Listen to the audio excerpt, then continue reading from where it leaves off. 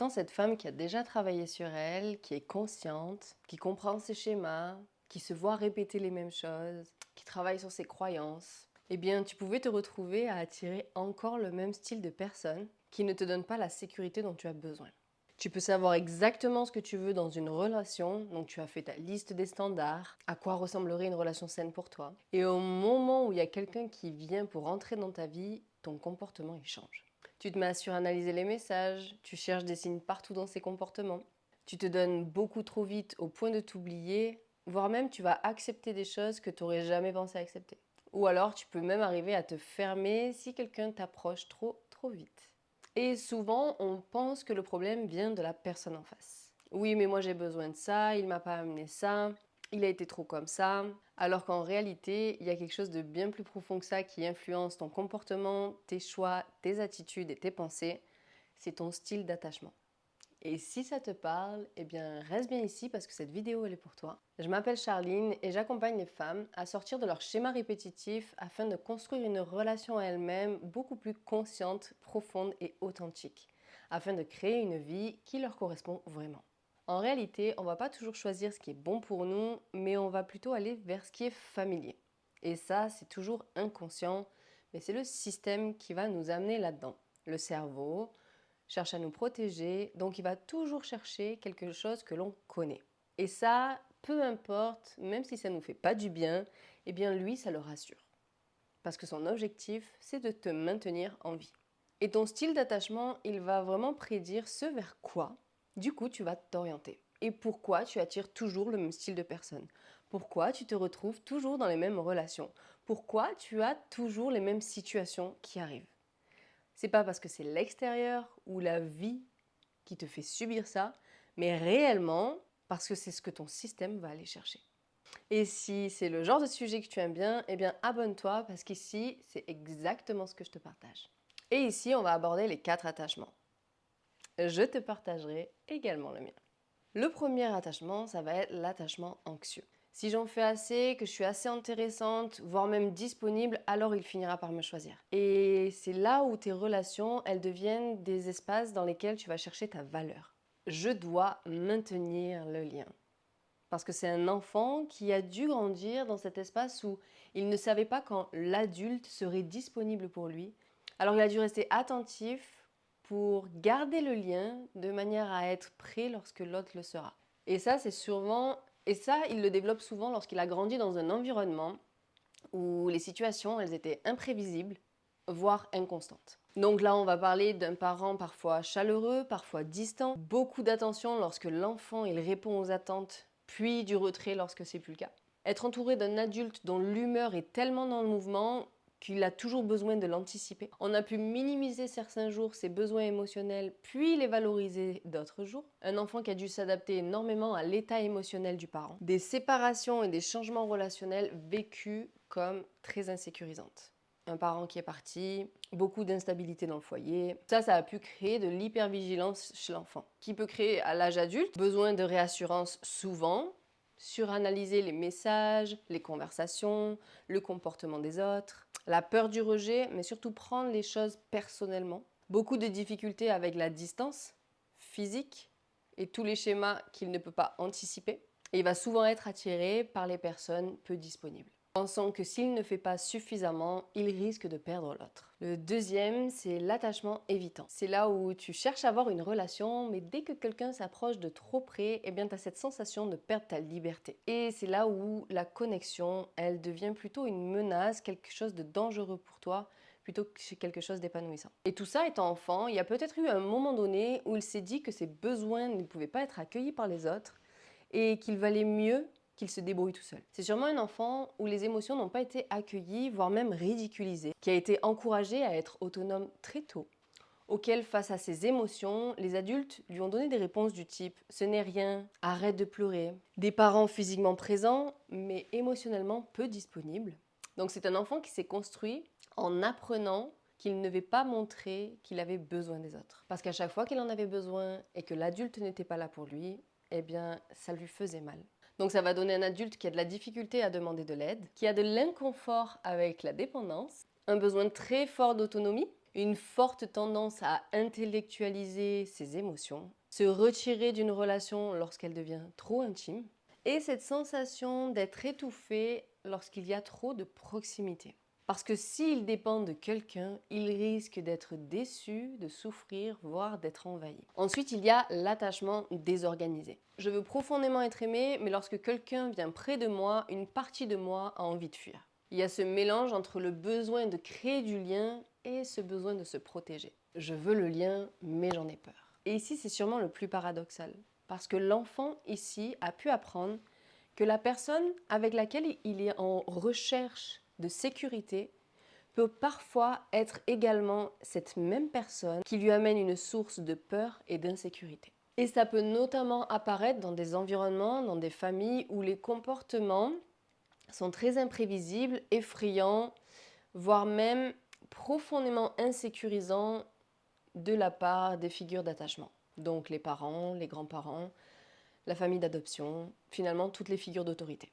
Donc ici, on va parler des comportements parentaux imprévisibles, changement d'humeur, actions impulsives, là où ils ont pu créer de la peur au sein des relations, de la violence, des menaces, des paroles très fortes, avec des parents peut-être eux-mêmes dérégulés, et vivre des situations où même l'enfant ne savait pas s'il devait se rapprocher ou se protéger, ou voire même avoir cette tendance à devoir faire le yo-yo.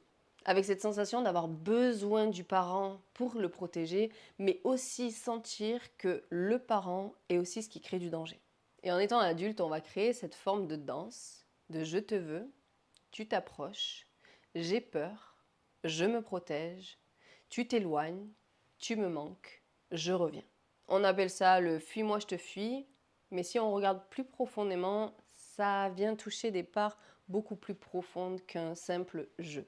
Et du coup, ça va créer chez l'adulte de l'intensité relationnelle, avec une peur de l'abandon, mais également une peur de l'intimité, du rapprochement, puis du retrait, la difficulté pour faire confiance, une hypervigilance assez développée, avec une réaction très forte au changement dans la relation, avec une forte difficulté à savoir s'il doit rester ou partir. Et peut avoir cette sensation à l'intérieur de lui d'avoir besoin d'amour, mais aussi de sentir que l'amour peut lui faire mal. Et partage directement avec moi dans lequel des styles d'attachement tu te retrouves. Et ici, on va terminer avec le dernier, l'attachement sécure. Je peux aimer sans me perdre. Et je crois qu'ici, c'est un peu le goal de tout le monde, sans oublier une chose, c'est que rien n'est linéaire dans la vie. Et que là où dans une relation, tu vas te retrouver dans un attachement sécure, peut-être dans une autre, ce sera un attachement anxieux. Et peut-être dans une autre, ce sera un attachement désorganisé. Et ici, il n'est pas question d'avoir eu une enfance parfaite, de jamais avoir eu peur ou de toujours être calme dans la relation, voire même de ne jamais être jalouse. Mais c'est plutôt en lien avec le fait de pouvoir être proche des autres tout en restant soi-même. Savoir que ses propres besoins, elles ont leur place d'exister. Et elle se fait confiance et se faire confiance sur le fait que si une relation devient difficile, elle peut communiquer sur ses besoins, poser des limites et s'exprimer sans s'abandonner. Et ici, c'est souvent en lien avec le fait d'avoir eu un parent qui était prévisible et souvent disponible. Donc il y a eu plus de fiabilité autour de lui. Quand il pleurait, quelqu'un venait souvent vers lui. Quand il exprimait un besoin, il s'était accueilli, s'était écouté. Quand il disait non, eh bien, c'était respecté, voire même le lien ne disparaissait pas. Lorsqu'il faisait une erreur, la relation n'était pas menaçante, mais il y avait plutôt cet espace d'écoute qui se créait. Il a pu exprimer ses besoins, ses émotions, sans que l'adulte lui demande de les supprimer, de faire autrement. Et il a pu recevoir de l'affection, peut-être sans conditionnement. Et du coup, ça crée un enfant qui a pu apprendre que ses besoins pouvaient être exprimés sans perdre le lien, en restant digne d'amour. Et je crois que ça fait vraiment la différence. Ça va créer un adulte qui sait être proche sans fusionner, qui sait exprimer ses besoins, qui peut tolérer la distance, qui sait poser une limite, qui peut traverser un conflit sans remettre toute la relation en question, et quelqu'un qui ne confond pas intensité avec amour. Et encore une fois, c'est pas un état qui reste figé. On peut ressentir de la peur, de la jalousie, on peut parfois mal communiquer, se tromper, mais on a cette faculté à revenir dessus plus rapidement. Et j'ai envie de dire que ça aussi, ça s'apprend. Personnellement, mon style d'attachement, il a longtemps été le désorganisé. Aujourd'hui, j'ai beaucoup plus de recul sur cet espace-là.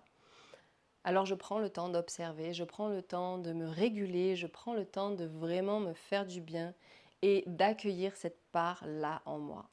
Certains appelleront ça la part d'enfant, moi j'appelle ça une part de moi qui demande à exister par moment. Cette part de moi qui a besoin d'être rassurée, de sentir qu'elle est en sécurité et surtout d'avoir besoin d'être régulée, de comprendre que le danger n'est pas partout. Et pour ça, je vais te partager une solution en 3 étapes. La première, ça va être de comprendre ton style d'attachement. Déjà, en principe, à l'instant T, tu sais où est-ce que tu te trouves. Et ça va t'aider à repérer comment est-ce que tu fonctionnes lorsque la relation, le lien devient vraiment important. Alors pour ça, je vais te poser 3 questions. Qu'est-ce qui déclenche mon insécurité? La distance, le silence, le manque d'engagement, la proximité trop forte, le conflit. Qu'est-ce que je fais immédiatement pour me protéger? Je m'accroche, je contrôle, je ferme les yeux, je suranalyse, je me retire. Et finalement, qu'est-ce que j'essaie d'éviter de ressentir? Le rejet, l'abandon, la perte de contrôle, la vulnérabilité.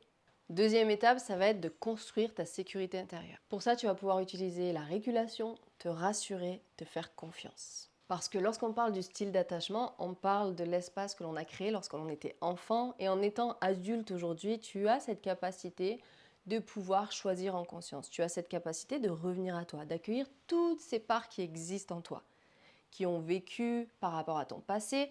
Mais finalement, tu peux aussi connecter à celle que tu désires être profondément et commencer à agir depuis cet espace-là.